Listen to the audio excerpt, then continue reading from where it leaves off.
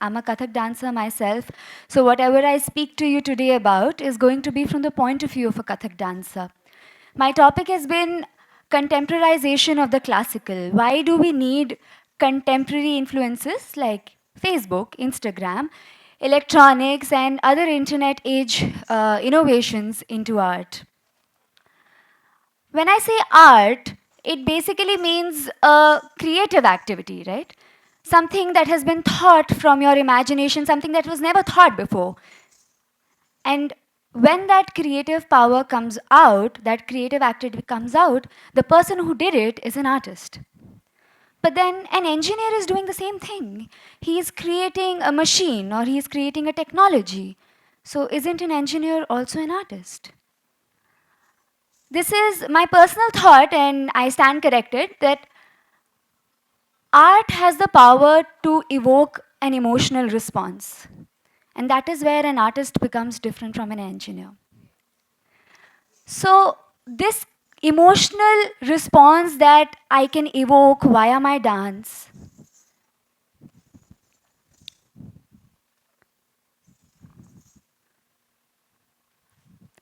the small, beautiful poses that I can make, images that I can create, is something that is special to an artist. Uh, a lot, a lot of things have happened. You may have seen the famous painting by Raja Ravi Verma, which is of Bharat Mata. White and red sari, this lady is holding a beautiful pose, and it is supposed to evoke the feeling of patriotism in you. Hundreds of years ago, this painting was made, and yet today also, you feel the love for the motherland. That is the power of art. ए मेरे वतन के लोगों जरा याद करो कुर्बानी. Lata ji ne, she sang this song at least 2 decades back, and yet today I can see people in the auditorium cry, remembering the sacrifices made by our soldiers. You may not remember the instances or the facts or the figures. That's the job of an expert. But you remember the emotion. You hold on to it. That is the power of art. Harleen ma'am, I'm going to quote you a couple of times today. She told us about a Czech play that said that the robots will resurrect and take over the world and kill everyone. That was just a play. But it was powerful enough for a century of humankind to be worried and scared of robots. That is the power of art. A lot of people choose to call this as soft power. But I personally feel that this is the intrinsic nature of art in general. This is what art is supposed to do. It is supposed to inspire a million people. It's supposed to start a revolution, gather hundreds and thousands of people to a call of action so that something new can happen. A new change can begin in our society. Now, what happens is that when I say that Radha is in a lot of pain, she's in agony, and she feels like as if the world is about to end for her because her Krishna has gone away. She wants to look for him everywhere but can't find him. She hears the sound of the flute playing, but yet can't spot him. That pain you can totally relate to. It's the same pain when you are separated from your beloved. The story has never happened with you, but the emotion is something that you can relate to. This becomes very important because I am a trained dancer. I will respond to it the same way, like you would, even if you haven't learned anything regarding classical dance forms. Why is that? Why is it that even without knowing anything, even without having learned anything, and me having learned for 20 years, would still feel the same way when Draupadi Chirharan is happening? And she's crying in pain. Oh God, save me. You feel livid with rage. You feel angry. Why is this happening? Why is a wrong being done against a woman? That's because everyone deep inside is a dancer. God has made us like that. He's given us an inbuilt rhythm. Dhak, dhak, dhak. This is our lay, vilambit lay. Na, dhin, dhin, na. You talk a little, climb a few steps, and this rises to Madhyalaya, na, dhin, dhin, na, dhak, dhak, dhak, dhak. And then you fight with someone a little bit, or get into an angry duel with someone, and this rises to dhak, dhak, dhak, dhak, na, dhin, dhin, na, dhin, dhin, na, dhin, dhin, na, trike, dhin, dhin, na, da.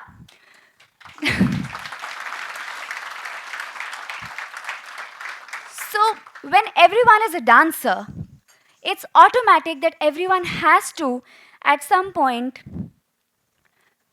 feel and get associated with it. But do you guys dance in your normal life? No? Huh?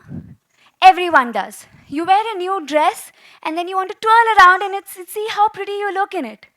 That's dance. Yeah? There's a breeze flowing. There's a breeze flowing and you do this. This is probably Shah Rukh Khan's most famous step. But the problem is that in the times that have been coming to us now, we are constantly guarded. We do not allow ourselves these uninhibited moments where we let ourselves be. We're always trying to follow this corporate culture, the professional behavior, the social etiquette, where the dancer in us starts to die.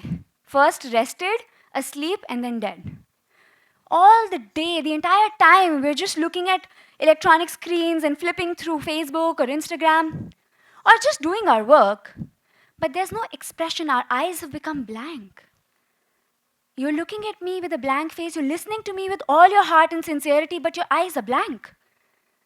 So, like ma'am said that, robots are becoming like human. I don't think the scientists in the coming generations will have to work too hard because we ourselves are becoming like them. We're devoid of any expression. We cannot hold casual conversations. We feel so embarrassed to talk to a fellow human being. You walk past a colleague in the morning, you give him a curt nod and smile and leave. But that smile never reaches your eyes. What sort of humans are we? We don't need a chip in us. We already feel like cyborgs, don't we? And why are we making these robots? We are making them to be more efficient, to have more utility, to increase the market value. But that's what we're doing to ourselves also, right? Day in and day out, we're trying to increase our market value. So when you're making robots, then let that job be for them. You immerse yourself into arts. You give yourself the time to be human and celebrate all that culture that has been given to you by your previous generations. Now, I know a lot of you are going to say, we don't understand classical. I don't understand what you keep saying. Kirtak thun thun na tit ta da dinta kir da dinta ka tit da dinta ka tit da dinta kir da dinta ka tit da thun ta da. So, this is just a language. Like if I were to start speaking in German right now, would you understand? No. I'm speaking the language of Kathak. You won't understand till you learn it, of course. But that doesn't mean you can't enjoy it. Because there's a visual appeal to it also. I will demonstrate it in just a bit. But I want to do a small thing. I'm going to run out of time if I don't do this quickly. I'm going to demonstrate something for you, and you have to say it aloud as to what I'm doing. All right? Aloud. Radha? River?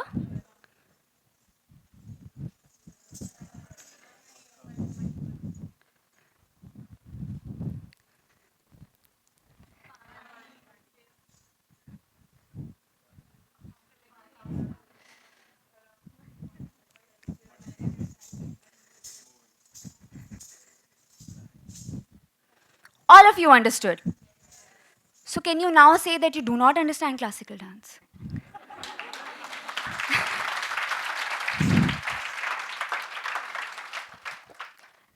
An important part that classical dance music plays in our culture is bridging the gap between two generations.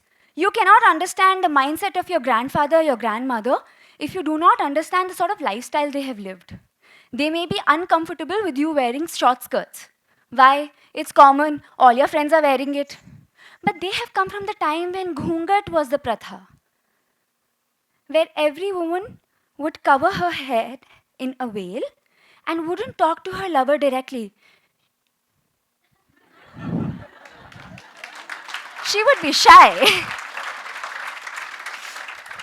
So you understand your previous generations, their lifestyle. You understand the growth of human civilization from filling water at a river to a well to a hand pump to a tap. I'll tell you the situation this happened. I was teaching at a workshop in USA, and I told one of the students, ki, how do you fill water? So I was expecting her to do something like this. Hmm? You know what she did?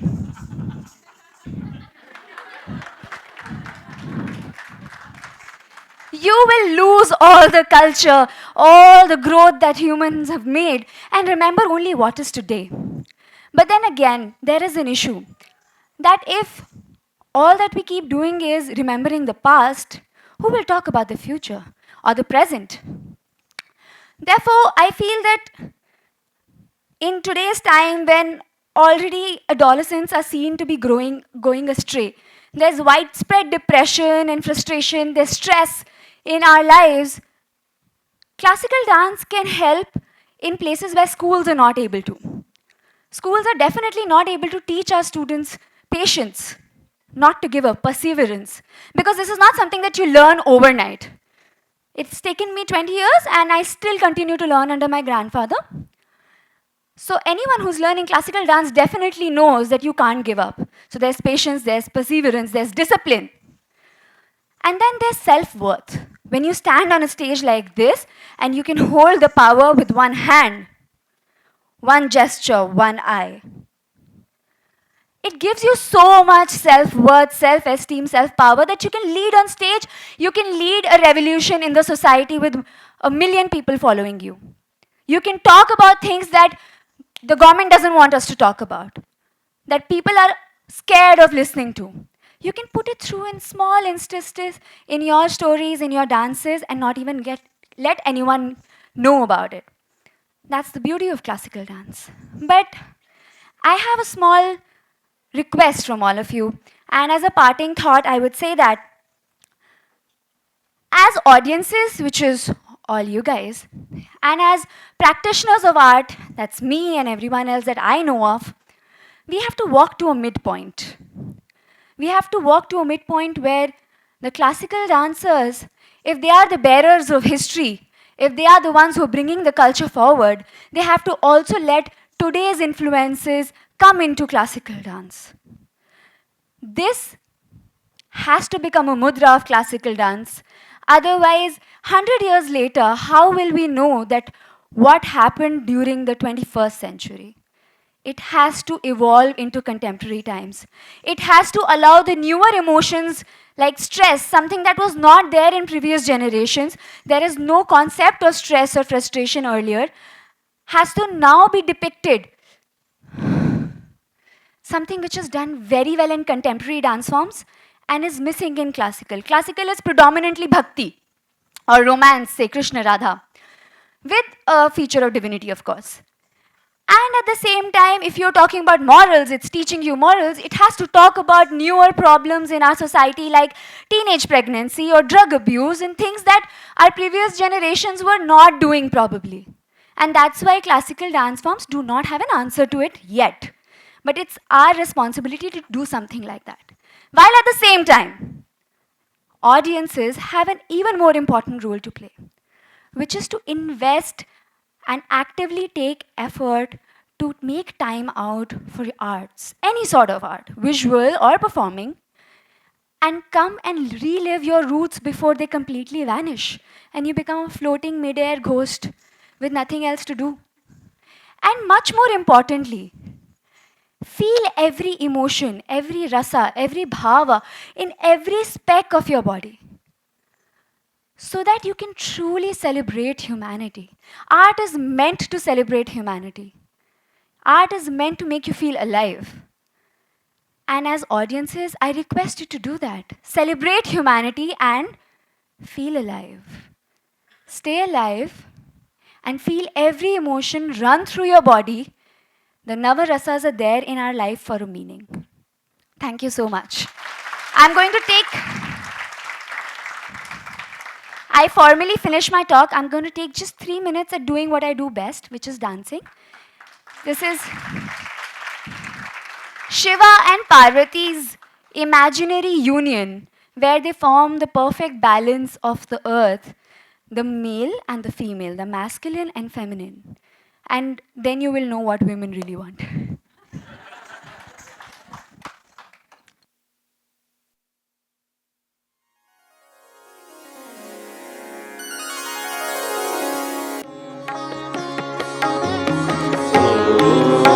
Namah Shivaya.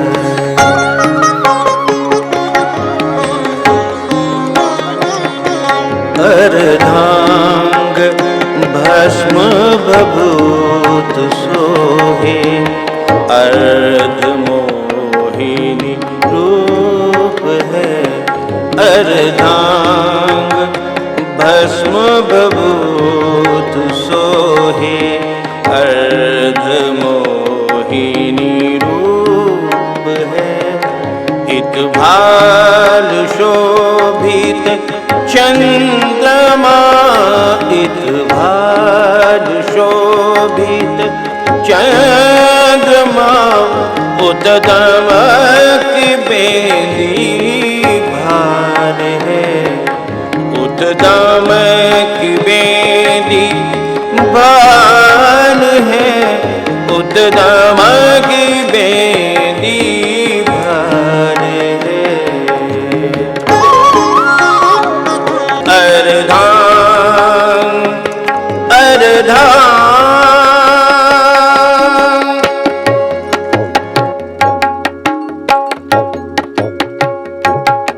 कर सोहे डमरो डिमक dim, कर सोहे डमरो डिमक dim. कर सोहे डमरो डिमक dim, कर सोहे डमरो डिमक dim.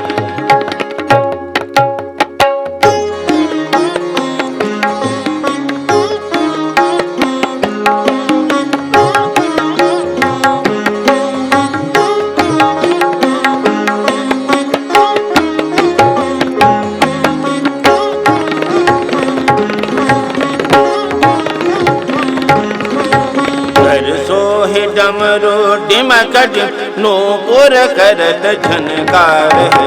Nupur करत झनकार है। नूपुर करत झनकार है।